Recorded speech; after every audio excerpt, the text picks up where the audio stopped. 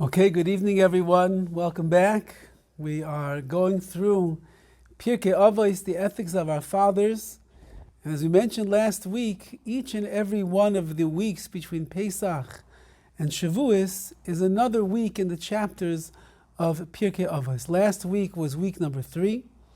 This week is week number 4, and therefore we're in the 4th chapter of Pirkei Avos, and we'll choose one of the Mishnahs that we have to expound upon this evening. So I'd like to start from the very beginning of the chapter. Anyone that is looking on in their print, we're in chapter 4, Mishnah number 1. And these are famous words. Many of us are familiar with them. And perhaps, Be'ez Hashem, tonight we'll see an insight of how it pertains to our lives as well. Ben Zoyma, one of the great sages, said the following words. Ezeu Chacham, who is a wise man? Be nice to know who is wise that you can go to and ask all of your questions. Haloi made me call Adam, someone who learns from everyone. Shenema, like it says in a verse, Mikol malamda yiskalti, from all of the people that I learned from, I became wise. So number 1, who is a wise person? Someone who goes and learns from everybody. Ezehu Gibor, who is a strong person. HaKoivesh es Yitzray, somebody who subdues and conquers their Yetzer Hara, their evil inclination. They're in control of themselves. Shenemar, like it says, Toiv erech apayim migibor, a person who is slow to anger is better than a mighty warrior. Umoishel beruchai, and someone who knows how to control their spirit, control their desires that might carry them into the wrong direction. So they're greater mileichet ir than someone who can conquer an entire city. And that's the second one. The third person we're going to deal with tonight, Ezehu Ashir, who is a wealthy person. Says the Mishnah, Sameach v'chelkoi, someone who is happy with the chelik, with the lot that they were apportioned in this world. How do we know that? Shenemar, like it says, Yigia kapecha, someone who works hard. Ki seichel, they will eat from the fruits of their labor. Ashrecha v'toivlach, fortunate and good and happy will you be. Says the Mishnah, the final one. Ezehu mechubad, who is a honorable person. Says the Mishnah, ha-mechaber es habriyos, someone who gives honor to other people. Shenemar, like it says, ki mechamda echabed, Hashem says, the people that honor me, I will honor them. Uvoiza yekalu, and those people who scorn me, so they will be degraded by me in the end. So we have 4 different people that we're going to discuss tonight, and hopefully, Be'ez Hashem, we'll see that there is a connection that is running between these 4 people. We have the Chacham, the wise one. We have the Gibor, the one that is strong. We have the person, as the Mishnah says, afterwards is the Sameach, is the one that is happy. And finally, the one that is Mechubah, that is honorable. And we're not talking about 4 different people. We're actually speaking about the same person. And this one person who will acquire these 4 traits, they will live an exponentially more advanced and greater and uplifting and pleasurable and satisfying life. So let's begin, as we always do in the beginning over here, with the first one that we have in this Mishnah. And it said the following, who is a Chacham, who is a wise man? And then it says, the Halayme Mikol Adam, someone who learns from everyone. Now I would think that if somebody is a wise person, so then they have all the Chachma, they have the wisdom already. They have all of the books under their belt, as we would say. They spent the years studying and imbibing all of the beautiful words of Torah that there are. And yet the Mishnah is starting off with, who is a Chacham, who is wise? The one who goes and he learns from everyone. Does everyone mean every wise person? Does everybody mean anyone that is considered to be a Talmud Chacham, a Torah scholar? Does anyone mean children? If a 39-year-old man goes and he learns from a child one word of wisdom, is that also called a wise person? What says that by Rabbi Akiva, when Rabbi Akiva embarked on his pathway to greatness in Torah, he knew nothing not an aleph from a beis. What did he do? He went into a cheder room of little children and he said, teach me. And the little kids, 4 years old, they began teaching him aleph, beis, gimel, daled. Was Rabbi Akiva a chacham? Was he a wise man at this time?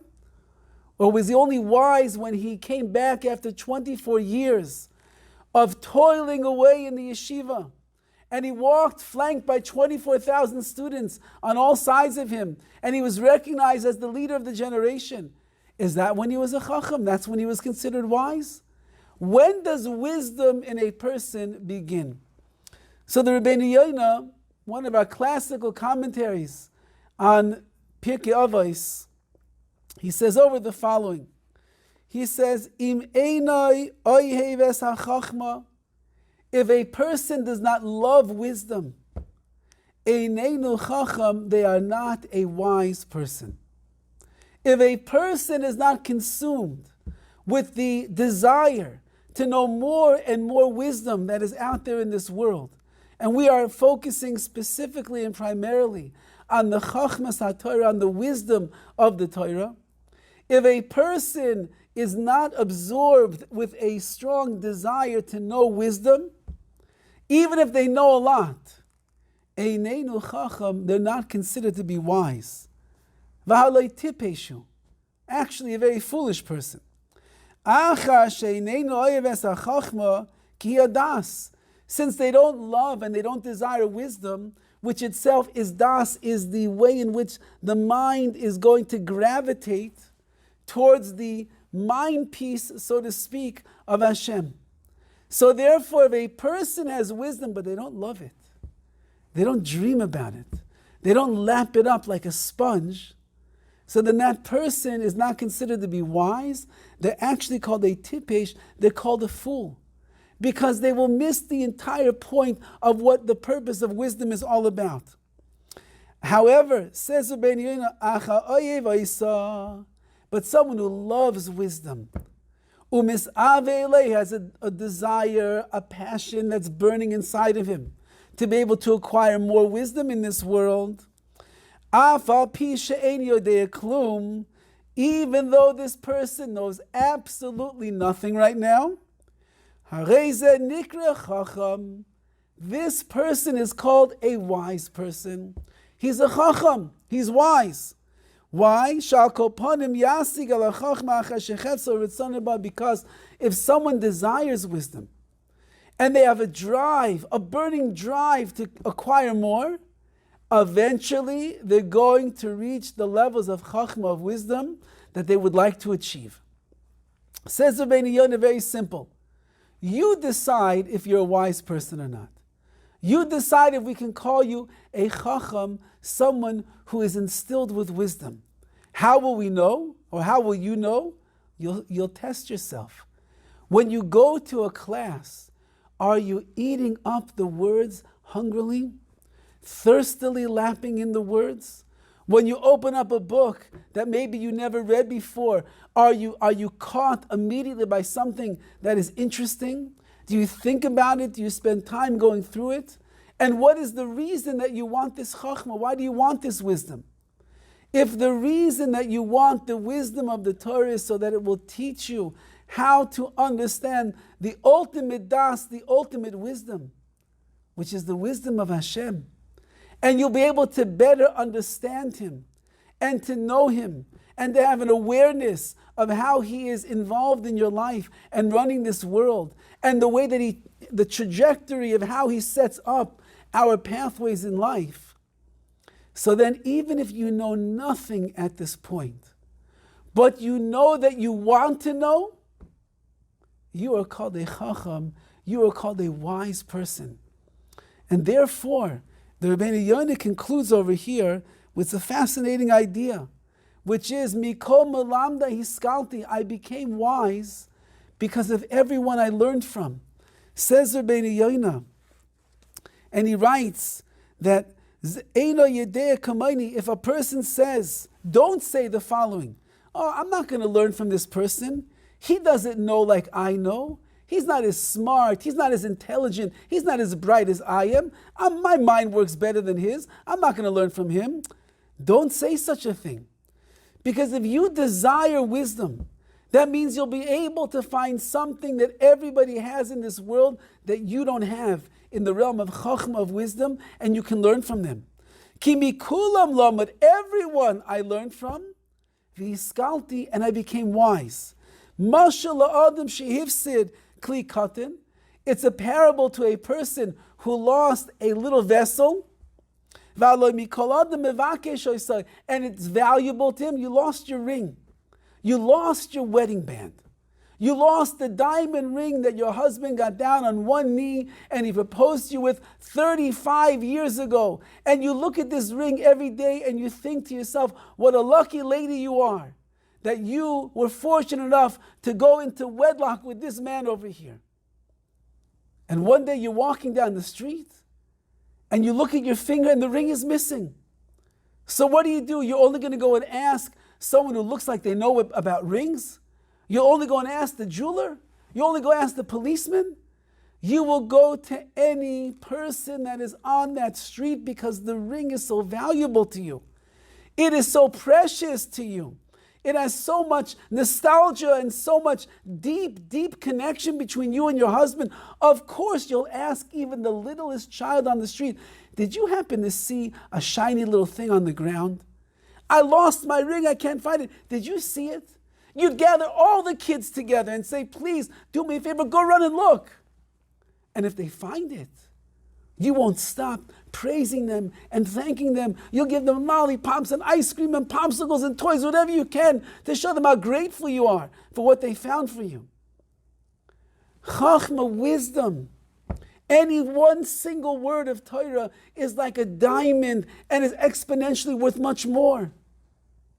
And therefore, anyone in this world that could enlighten me, whether they are the wisest sage sitting in a corner somewhere in the land of Israel on which the entire world is hearing their beautiful message, or they're the littlest child who came home from school that day and they have one thing they remember from their Morah, from their teacher about this week's Parsha, and they want to share it with you, and you see their happiness and their joy, the way they say over those words. That's a diamond. And if you're a chacham, if you're a wise person, you will actually learn from them. Similar to the idea that, sometimes people tell stories and they're telling over the story, a famous story, and you say, oh yeah, I know it already. Do you really know the story already? Do you know the story the way that it was told by that person who's telling it to you right now? Maybe they heard it a little bit differently. Maybe there's a nuance in there that is more meaningful. Maybe they take out a different message than you took out from that story. And when they tell it over, they will focus on a different point and it will have a very major impact on you. Who is a wise person? Someone who will learn from everyone, no matter how big, no matter how small, how wise, how intellectual, how spiritual they are. It doesn't matter to you. If you are a person who craves the wisdom of Torah and the wisdom of Hashem, you'll learn from everybody.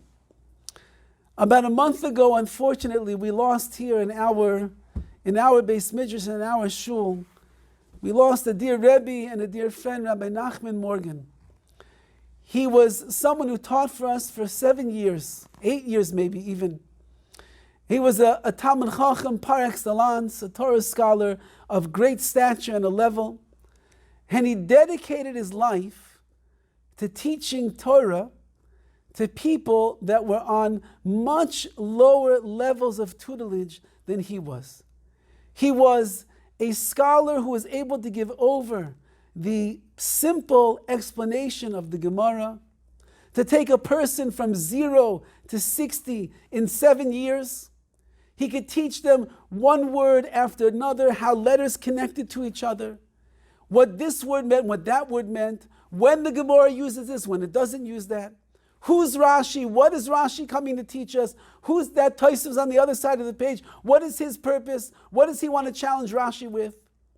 And step by step he would walk people years and years. Here was only one place where he taught, but for 30, 40 years, he was teaching in Los Angeles in such a way. He had certain students for 20 years. He would learn with them every single day the simple explanation of the Gemara, the simple reading, the simple translation to make sure that a person understood it. He loved Chachma, he loved wisdom. And he saw in everybody, he thought that it was natural that everybody loved Chachma, everybody loved wisdom. And we had many conversations over the years where we always had floaters coming in and out of the class. People would hear about it, they would come for 1 week, 2 weeks, 5 weeks, then they would disappear. And Rabbi Morgan said, did you see what happened to that guy that was coming for the last 5 weeks? I said, no. He says, do you think you could find out? Where did he go? I don't know, maybe he didn't come this week. Well, wait, let's see another week. The next week he doesn't come. Then I would call the person, I would say, we were just wondering, you coming back? No, it's okay. I'm not going to come back now. Maybe another time I'll be there. And Rabbi Morgan would say to me, I don't understand. We're giving away gold over here. We're giving away diamonds. We're giving away gems. This is the chachma, the wisdom of the Torah. How is it possible that a person could come, see the simcha, the joy, the sweetness that is there, and then just walk away right afterwards? How is such a thing possible? And I was reminded of the famous Gemara in Eruvin that tells us that there was once a Rebbe whose name was Rebbe Preda, Rav Preda. And Rav Preda was the prototype of Rabbi Morgan from the days of the Gemara. He had a certain student, and that student required learning sessions every single day to understand what was being taught. And he would learn one-on-one bechavrusa with Rav Preda, and Rav Preda would teach him no less than 400 times every single day. So you can imagine what kind of a Rebbe this is. You could also imagine the stamina and the humility of that student who realized it's year after year, decade after decade, and he's just still not getting it so clear. He still needs 400 times a day. So one day, Rav Preda walks in to learn, and he was a little bit in a rush, and he told his student, I have a mitzvah that I have to go take care of, so come, let's learn. And they're learning 50 times, 100 times, 200 times, 300 times, 500, 400 times. And Rav Preda says to his student, okay, you got it? And he says, no, not today, I'm sorry. So he says, what do you mean? Every time that we learn 400 times, you always get it. How did you not get it today? He said, Rabbi, I'll tell you the truth. You came in a little bit in a rush. You mentioned that you have to leave to go take care of some mitzvah opportunity, and I was nervous the entire time, the Gemara says. I was nervous that any minute you're going to get up and you're going to leave me, so I wasn't really able to focus and pay attention. So Freda said, if that's the case, he says, Amalei hav daitech, now pay attention, v'asnelech, and I'll teach you. And he taught him once again 400 times until the student understood, and then he was able to leave and go take care of his mitzvah obligations. What's the greatness of this story over here? The patience of Rav Preda, yes, of course. The patience of the student, yes, of course. But Rav Preda understood that every word of Chacham, every word of wisdom, every single letter that there is in Torah is so precious, so valuable, that if you have the opportunity to share it and give it over, and there's someone there that's eager to hear, help that person become a Chacham, a wise man, and let him learn. And so he was willing to teach him another 400 times. And this is what it means to be a Chacham, not that you know it all. There's no such thing as a know-it-all. But there's such a thing as a want to know it all. And if you want to know it all, which means you have a burning desire to know the wisdom of the Torah, then you're already a Chacham, you're already considered wise right now because you're moving in the right direction. But you can be intellectual, you can be a genius, you can be very bright, you can have all the knowledge that there is in the books on the shelf, or at least a lot of it, but it's a feigning interest that you have, There's not a strong push that you have to learn more. Says the Yonah, you're a tipesh. You're actually a fool. No matter how genius and no matter what size your IQ is, you're not wise. You're foolish because you don't appreciate the gold and the silver and the diamonds and the pearls and the rubies of the wisdom that is there. That's number one level over here of the person that we are dealing with. He's a chacham, they are wise. The second one is Ezeu Gibor, who is a strong person in this world. The one who goes to Gold's Gym and he's got ripples on his biceps one after the other. He's the one that can bench press a few 100 pounds. The one that has stamina to climb the mountain, to Mount Everest, and he is hanging there by a thread, and he pulled himself up with superhuman strength to get to the top, to get to the crest. Says the Mishnah, no. That's not a gibor, that's not a strong person, the way that the Torah looks at strength. That's physical might. That's physical power. And we won't knock it if a person invests their time and their energy into making themselves fit and strong and healthy. Good for them. But that's not the gvura, that's not the strength that the Torah is referring to. Rather, says the Mishnah, who is the Gibor HaKoivesh Es Yitzroi? There is an eternal milchama, an internal battle that is raging inside of a person all of the time. You don't have to go very far to find the battlefield. It's right here. Sometimes it's right over here. Sometimes it's right here in what we're listening to. There are battlefields all around us, says the Mishnah. And that's called the struggles that a person goes through with their Yetzer Hara, their evil inclination. And the Tosas Yom Tov over here is Medayik, he extrapolates. Ezu Gibor, who is the strong one? HaKoivesh Es Yitzroi, the one who conquers his Yetzer Hara, his inclination. As he writes over here, guess what? HaKadosh Baruch Hu has tailor-made a Yetzer Hara, an inclination just for you. Doesn't belong to anybody else. Nobody else did Hashem equip so perfectly with the challenges and the internal struggles that are going to be inside of you. Nobody else besides you.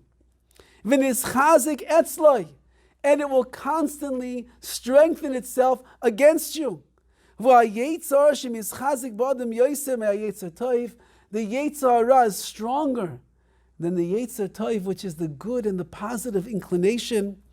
Ki teva adam noite yoser Yetzer Hara, because the nature of a person is unfortunately to tilt to the side of the Yetzer Hara much easier than it is to go to the side of good. This world, with all of its trappings, is very luring. It's very enticing. There's so much out there that catches the eye, that grabs the heart, that pricks our fancy. So much that is there. And therefore, says the Mishnah over here, you want to be a gibor, you want to be a strong person. You want to be a warrior in this world, you don't have to join the Marines or the Army or the Navy. If you want to fight for your country, go ahead. We're not stopping you. But if you want to fight in the army of Hashem, you must learn who the enemy is. And that's called Mr. Yetzer Hara.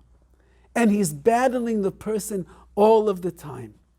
It takes superhuman strength to be able to overcome something that makes so much sense when he talks to you. He has all the arguments because he is your Yetzer Hara. He knows your weaknesses, like nobody else knows them. He knows what to say exactly, how to say it in the words to use. He knows how to strike your fancy. He knows how to confuse you and make something that is right look like it's wrong and something that's wrong look like it's right. He knows very well. And therefore it requires enormous amounts of gvura, of strength, to be able to overcome that. Says the Mishnah, if you do, and you are the mighty warrior, and you jump in to the battlefield, and you recognize that on all sides there's a war that's going on, and you are koivish, you overcome that, you subdue the might that is there. So not only are you the gibor, but the pasuk, the verse that it quotes is that you are toiv erech apayim gibor, a person who is slow to anger is greater than the mightiest commander-in-chief in the army. Just because you had an urge to get angry and you wanted to lash out at your spouse, or to lash out at that person in the line at the bank who's taking so long to get things done, or you wanted to lash out at the car that cut in front of you, and you look into the window over there to see who that is, if you're going to retaliate or not, but you are slow to anger, and you hold yourself back, says the Mishnah, you are a gibor, you are so powerful, you are so strong, you are so mighty, nothing gets in the way. Umayshel beruchai, someone who controls his ruach, his spirit, he controls the desires inside that are pulling him in all directions away from the center of his gravitational spiritual pull. You are greater milechet ir than someone who conquers cities, because you have conquered yourself. And everybody knows this. Everybody knows that when you find the courage within and the wherewithal to overcome the inertia that each of us struggle with all of the time, when you overcome that bad midah, that character trait that you know is holding you back from becoming a much greater person. If you are, we'll say it, if you're on the diet and you are struggling with putting the Oreo cookie into your mouth or not, and you push it to the side and you say no, everybody knows you feel like a champion. You are greater mileichedir than someone who conquered cities. Because that's the nature of accomplishment.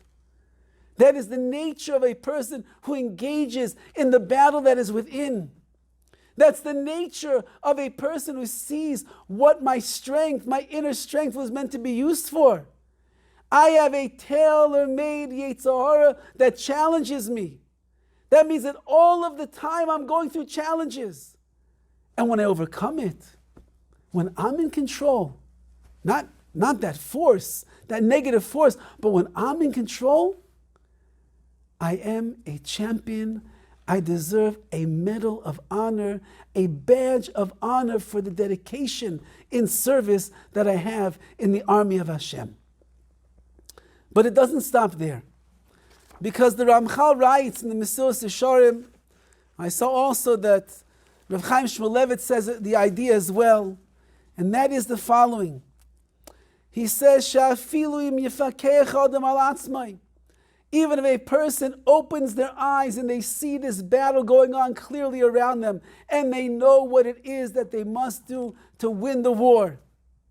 You have to understand, you are not equipped alone to fight the battle and be victorious every single time. Unless Hashem Himself will help you, you're not going to be a koivish, you will not be able to win the war. A person goes out into a battle and they forgot the ammunition. They are a dead duck. That's how it works in warfare. A tanker who doesn't have someone inside over there that knows how to shoot the weapon, how to shoot the rifle. So then that tank is at bay of all of its enemies. A person has to know that we might have the tools and we might be equipped, and Hashem has given us everything we need, but if we don't have a captain that is guiding our ship, that is helping us to fight the battles, we are simply not going to be able to be truly victorious. And the way that Rav Chaim Shmulevitz writes it is that the more effort that you put in to fight the battles of the Yetzer Hara, the more gvura, the more inner strength that you bring and actualize into this world, the more that you try to be the victor and not to be defeated, the more siyata d'shemayah, the more heavenly assistance and help you are going to receive from Hashem to win the battle that you are fighting constantly against Yitzroi, your personal Yetzer Hara in this world. So we have to try, and we have to make the effort, and we have to know that if we do and it's concerted, and we try to do it consistently with dedication, guess who's rooting us on the sidelines? No, he's not even on the sidelines. Guess who is standing in the tank together with us? Guess who is calling the shots and showing us the radar and all the coordinates? Guess who's the one who's going to tell you how to defeat that enemy and how to take this one down and that one? None other than the master of the universe, HaKadosh Baruch Hu himself. That is a powerful partner that we have in fighting daily challenges and struggles that each and every one of us go through. There is a beautiful story which began circulating around the world a few years ago when the great tzaddik of our generation, of Aaron Leib Steinman, passed away. He was a man who lived to, I believe, 104 years old. He was maybe about this tall. And he was a gibor, he was a warrior. He was a powerhouse of strength, of constantly ruling over his spirit and ruling over his inertia and ruling over his desires to do other things. But he made himself into one of the most righteous men of our generation.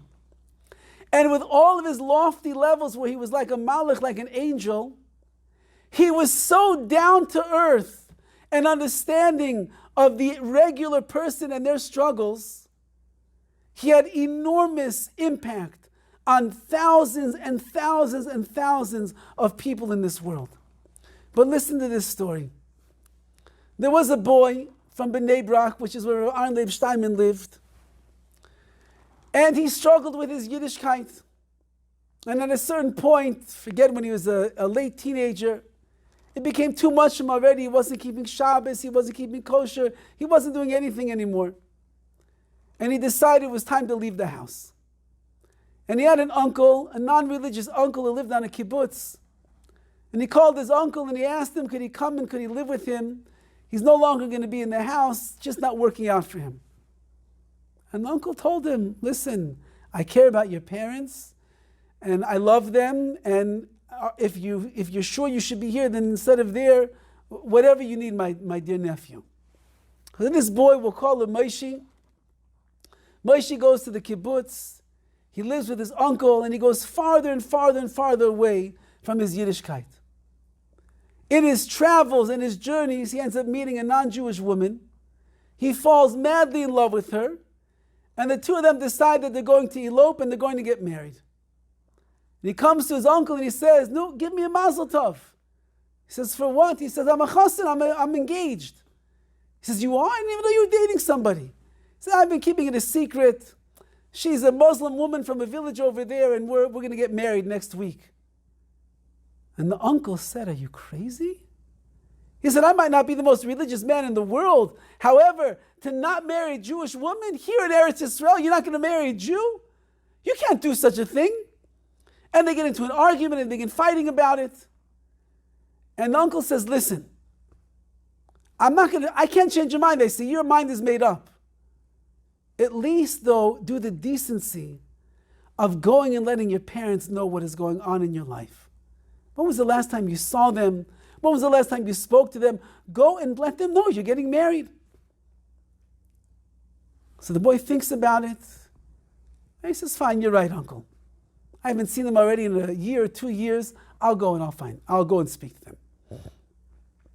He calls his parents on a Thursday and he says, is it okay if I come home for Shabbos? I haven't been there in such a long time. And his parents said, we would love to have you home. The door is always open for you. Come, join us. Are you sure you want to be? Yes, I want to be there for a Shabbos. The boy comes home He doesn't look anything like he looked when he left the house.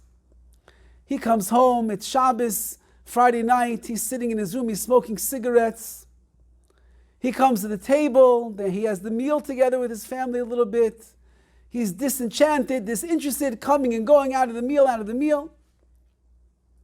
Friday night after the other kids go to sleep, the son says to the parents, "Can I speak to you?" Parents said, "Sure, Moshe, what would you like to tell us?" "I just want to let you know that I'm engaged to be married." "Really? Wow, you're engaged, that's amazing. Who's the girl?" "She's a nice girl, nice family." "Yeah, very nice family, very nice girl. What city is she from?" She's from Bethlehem." "What?" "Yes, she's a Muslim girl, she's not Jewish, but she's really nice. Maybe you'll really like her, I don't know." And the parents, that was like the dagger in the heart. And that was more or less the end of the conversation.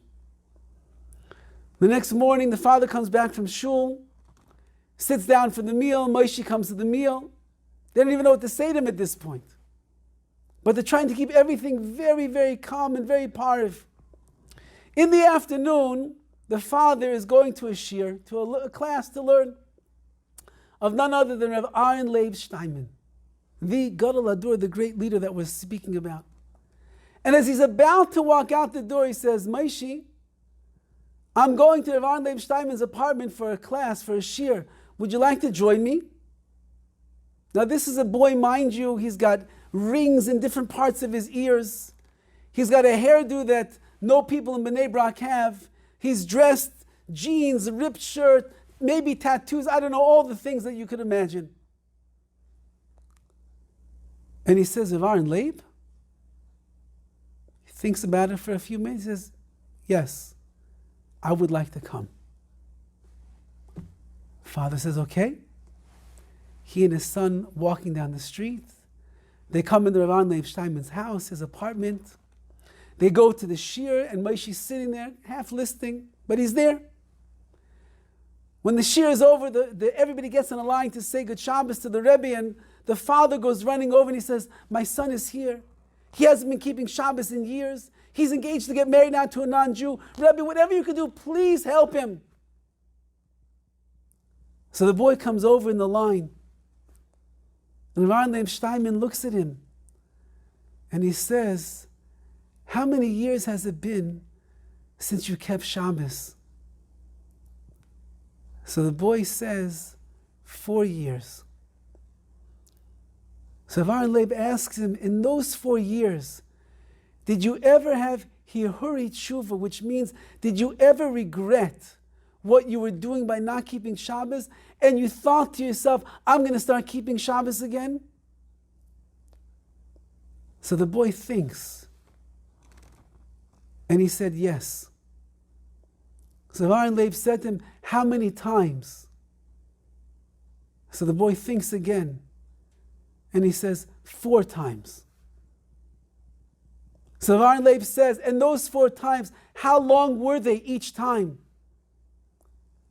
So the boy says, about 10 minutes each. And Rav Aaron Leib Steinman looks at the boy and he's holding on to his hand and he says, "I'm jealous of you." The Gemara tells us that b'makom balei tshuva oimdim, in a place where pure and true penitents stand, afilu tzadikim Gemara, the most righteous of men cannot stand. For 40 minutes in the last 4 years, you were a true Baal Tshuva. That means you're standing in the highest of places. You're greater than I am. I'm jealous of you. Good Shabbos. The boy walks away in a total daze. Rav Aaron Leib Steinman is jealous of me? Because for 40 minutes and 4 years, I controlled myself and held myself back? And that got him to begin thinking. And he started from one to the other. He stayed in his parents' home. And little by little by little by little, he came back to himself. And sure enough, he once again became a full-fledged observant Jew. And within a couple of years, he was engaged to be married, not to a woman from Bethlehem, but Baruch Hashem, probably a young lady from Bnei Brak or Jerusalem, wherever she was from, and they were about to get married. And the father turned to his son Moshe shortly before the wedding and said, Moshe, you don't know what a nachas, you don't know what pleasure this is after everything we went through together. I got to ask you one question that always bothered me. The day that we went to the shir in Rav Aaron Leib's house, I asked you to come. You were so far away from Yiddishkeit at that moment. Why did you say yes? So Moshe said, because of something that happened to me when I was a young boy in 4th grade. He said, Abba, you remember I wasn't the best student in the world. Wasn't so bright, had a very hard time learning. I wasn't the Rebbe's favorite Talmud, the favorite student in the class. One day our class finished a whole Masech, the whole tractate of Mishnah. And our Rebbe said, we have a special treat. We're going to one of the great sages of Aaron Leib Steinman, the whole class to his house. He's going to give us a Fahera test to see how well we know the tractate. And boy, was I nervous, because I did not know this tractate at all. And we get to the house, and Rav Aaron Leib is going one by one asking questions. And to each and every one of the boys, they're asking questions, and he says, very good, very good, very. Then he gets to me. And I got so nervous, he asked me a simple, basic question, couldn't give him an answer. So the Rebbe leans into the ear of Aaron Leib and he said, Moshe is not such a good student. Ask him something easier. So Aaron Leib asked me another question. No answer. By now I'm starting to feel a little bit embarrassed. And the Rebbe leans into his ear and says, something even easier. And he asks me again. And still, I have no answer. Aaron Leib looks at me, he smiles, and he moves on to the next student. At the end of the entire test, he pulls out a bag of candy. And as each student walks by, he gives them a candy for the beautiful answers that they gave, because the Torah is the sweetest thing in the world. And when I walked up in front of him, he told me, stay here. And after everybody left, he calls me over. And he reaches into the bag of candy. And he gives me 3 candies. And he said, young man, you had 3 questions. So you get 3 candies. And I said to him, but Rebbe, I got every single question wrong. And Rav Aaron Leib said, in Yiddishkeit and Torah, we don't get judged for if we answer the question right or wrong. We get rewarded because we try and we make effort. And therefore, you get 3 candies because you tried 3 times harder than everybody else. The boy looked at his father and he said, that was the only Rebbe in my life that ever made me feel good for trying. And I never, ever forgot that. When you mentioned his name that you're going to his class, I said, Rav Aaron Leib Steinman, the one man in the world that makes me feel good for trying, I'm going to go. And what did he say to me? He's jealous of me because I'm a Baal Tshuva. I'm a bigger tzaddik than him. Ezeu Gibor, who is the strong person in this world? The man of strength, the person of strength is the one who is koivesh es hayetzer, who conquers the Yetzer Hara that was tailor-made for them, and they try. And if you try, says the Mishnah, Hashem is going to help you to be victorious. But it's a process. First, you have to be a chacham, you have to be wise with the wisdom of the Torah, because the Torah opens our eyes to give us the vision to understand what is right and what is wrong, what is holy and what is profane, what is pure and what is impure, what is blessing, what is curse, what is light, what is dark. That's what the Torah gives us. Then when you approach the Yetzer Hara and your eyes have good, clear vision, now you can know how to be kovish, how to overcome and how to subdue that. And the third person, or the third level that we have to reach over here, is called Ezehu Asher, who is the rich person. Hasamech bechelko, the one who is happy with his chelik, with his lot in this world.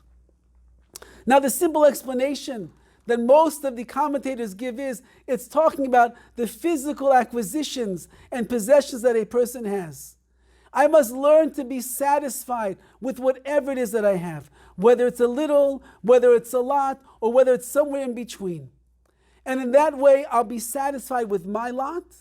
I won't look into other people's homes.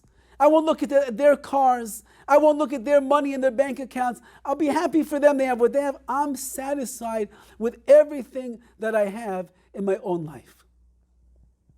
And that brings me happiness because I'm rich. A rich person is someone that has whatever it is that they need. If I'm satisfied with my lot, I have everything I need. But the Horowitz says a different idea. And the Horowitz writes, Ezehu Asher, who is the rich man over here, the rich person? Hasamech bechelko is someone who is happy with his spiritual lot in this world. Somebody who is able to appreciate and recognize the beautiful, lofty neshama that they have, the talents and the strengths and the abilities and the potential that is there. And they see the high points, and they see the deficiencies, and they see everything that is there in between, and they rejoice because they know that HaKadosh Baruch Hu gave me everything that I need to accomplish and to achieve my mission in this spiritual world. And therefore I am a sameach bechelko, I rejoice over the chelik, like the sages tell us, that every person has inside of them a chelik elokah mima'al, a portion of godliness from above. That is our tselem elokim, our godliness. As it says, as we say, Kol Yisrael yesh lam chelik la'olam haba. Every single one of us has a portion to the world to come. What's that portion? Right here. If you maximize and you utilize and you grow and you strengthen yourself, you will move into that right direction. But you got to be happy with your lot. So how could I be happy with all of my ruchnias, all of my spiritual potential? And what's the reason that we're not always happy? Because we're always looking at what other people have. We're always looking at our friend. He davens longer than me.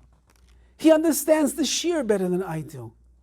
He has better midos, better character traits.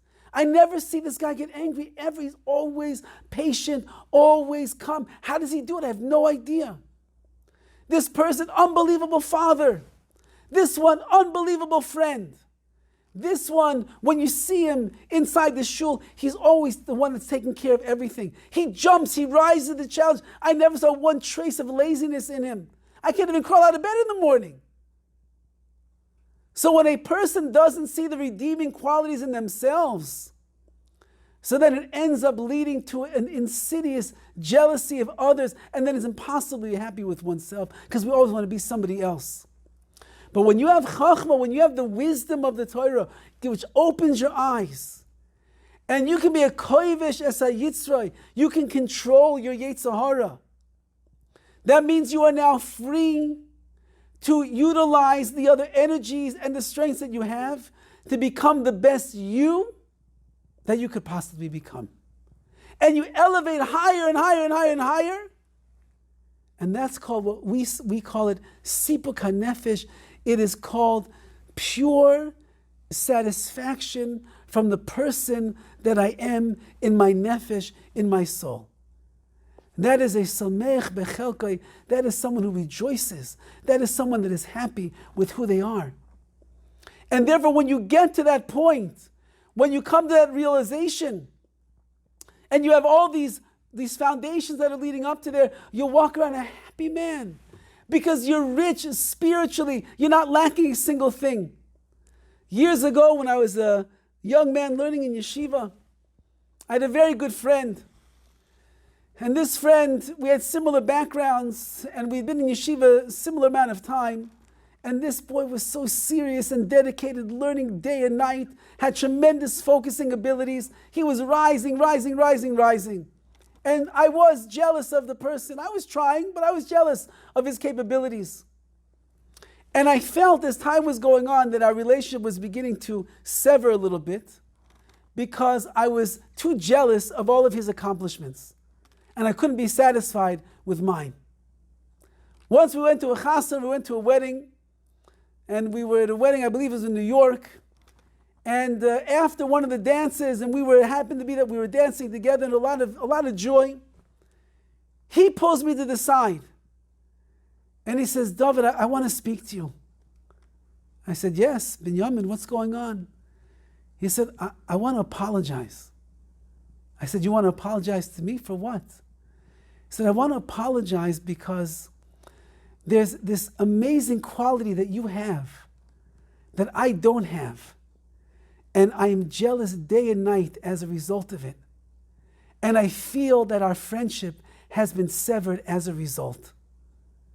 And I want to apologize for letting my jealousy get in the way. And I started laughing. I said, Binyamin, are you serious? I want you to know that there is a quality that you have that I am so jealous of. And I was about to apologize to you because I feel that it's ruining our friendship because I'm jealous of you. And the two of us laughed and we realized that we might not have the great strength of the other person, but Hashem gave us all the strengths that we need to become the people that we are supposed to be. And then you can be a sameach, you can be satisfied, and you can rejoice and be happy with your spiritual lot that you have in this world.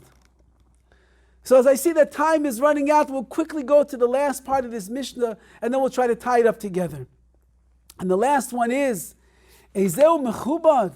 Who is the one that is mechubad? Who is the one that is honorable? Says the Mishnah, HaMechaberes habrios, the one who gives honor to others. The one who gives honor to others is the one that has true honor in this world. And the foundations that we're talking about, the chain of these levels, it all works out very good. That the only way that you are going to be able to give true covet, true honor to somebody else, is if you truly appreciate who that person is. And you see their goodness, and you see their greatness, and you see the fineness of their neshama that is inside. And it takes 3 steps before you can get there. Number 1, chachma, you must be a wise person. And the wisdom that you're going to have is called the chachma, the Torah. The Torah's 20/20 vision in this world. Number 2, that will bring you into the world of koivesh, the yetzer, controlling the inclination that is inside of you. You'll recognize how you have a special, tailor-made battle in this world, but if you have Torah behind you, and you have Hashem at your side, you will be victorious.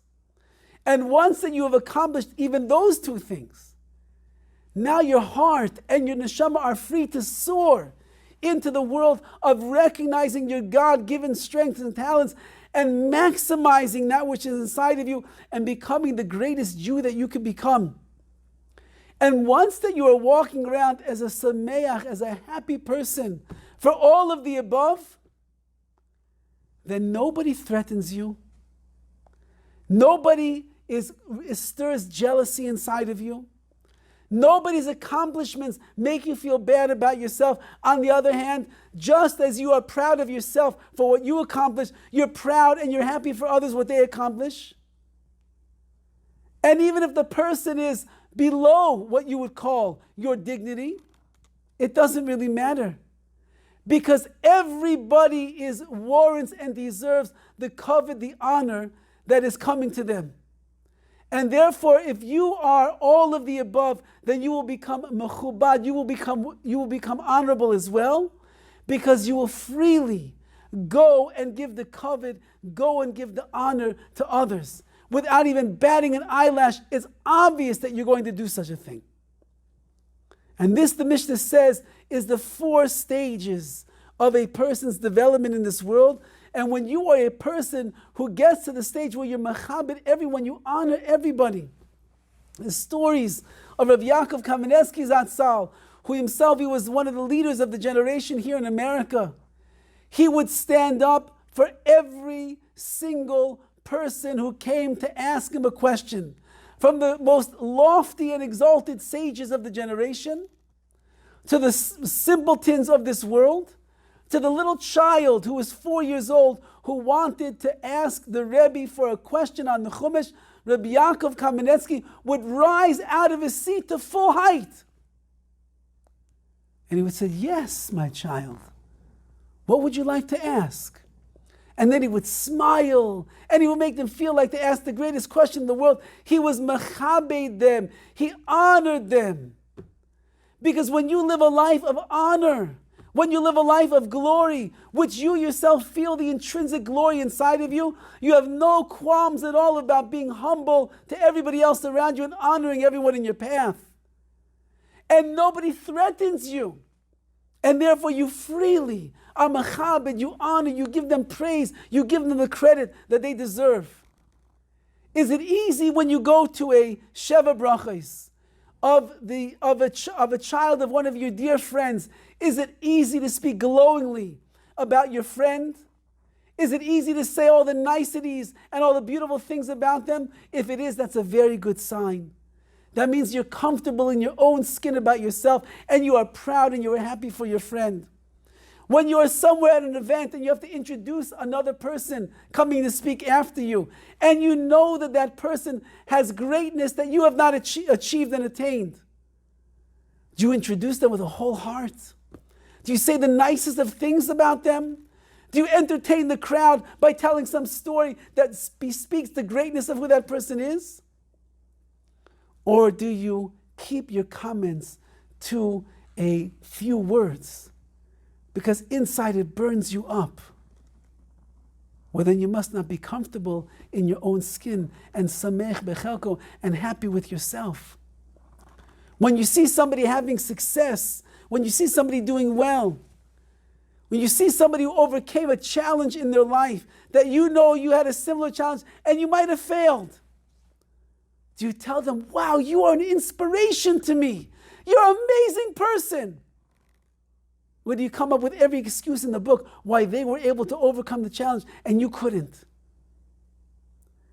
If you are a chacham, and you are a gibor, and you are a samech, you are happy, then you naturally will be led into a state of mechabed, of honor, because you will honor everybody else that is around you.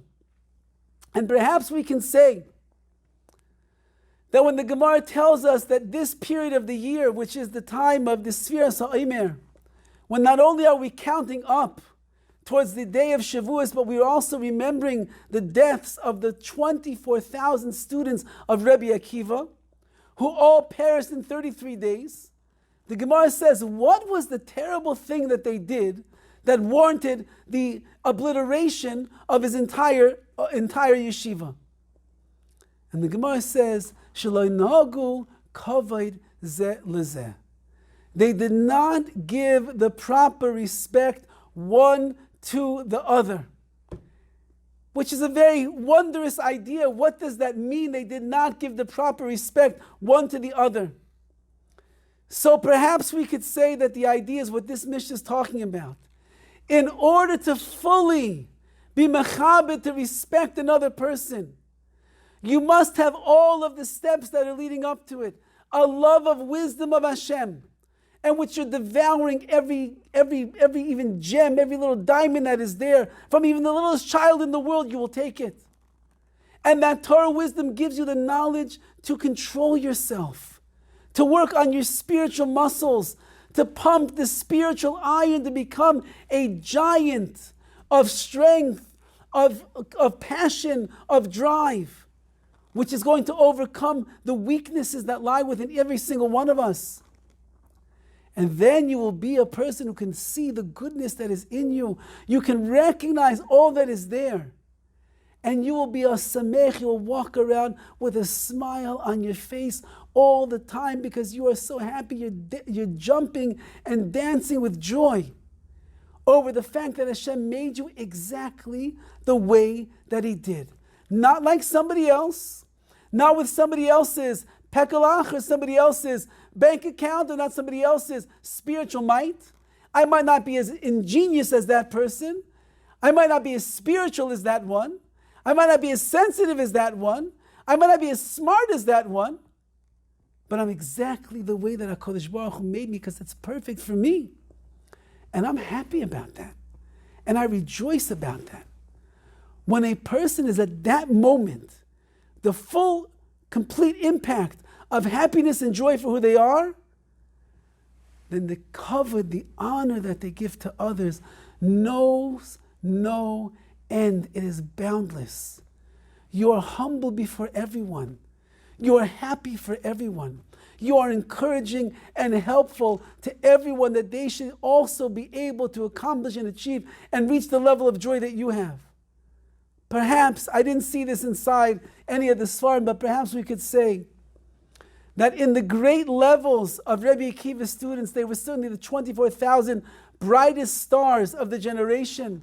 And the whole future of the Jewish people was supposed to rest upon on their shoulders.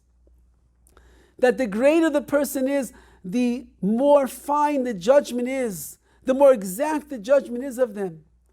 And perhaps HaKadosh Baruch Hu looked deep inside of them and He saw that the reason that they were not mechaber, they didn't give the right respect one to the other, is because somewhere in their development, as this Adam Shalim, as this complete person, which is the wise, the wisdom and the strength and the happiness, something along the way was missing, even ever so small.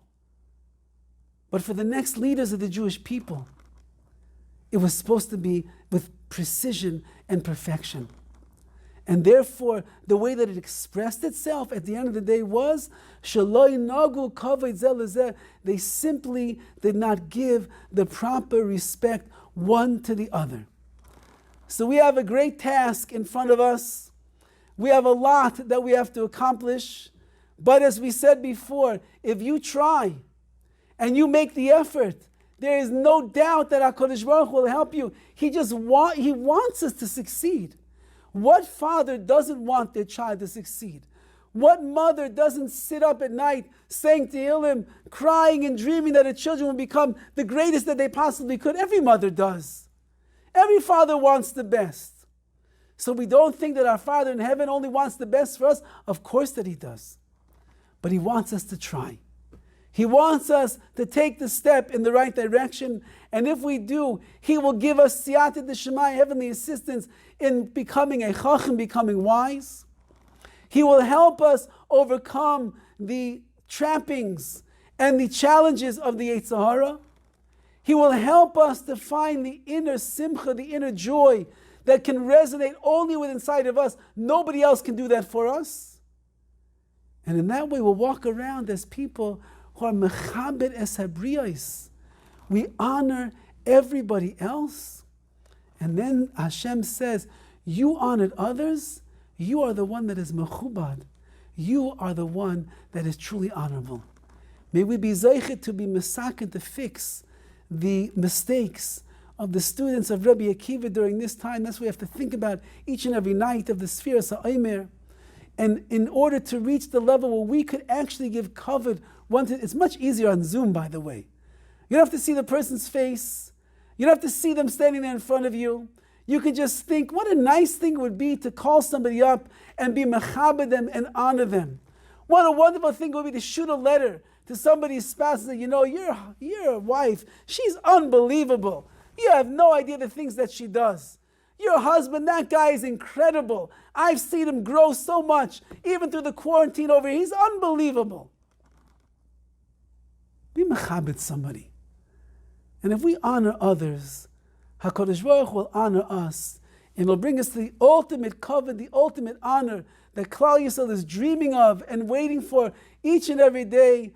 Af al pi sheyisma meya, even though that the Mashiach delays, we're waiting for the ultimate glory, the ultimate kavod in this world, with the bias koyat tzedek, the coming of Mashiach Tzidkenu, b'imheira v'yameinu. Have a wonderful evening, everyone.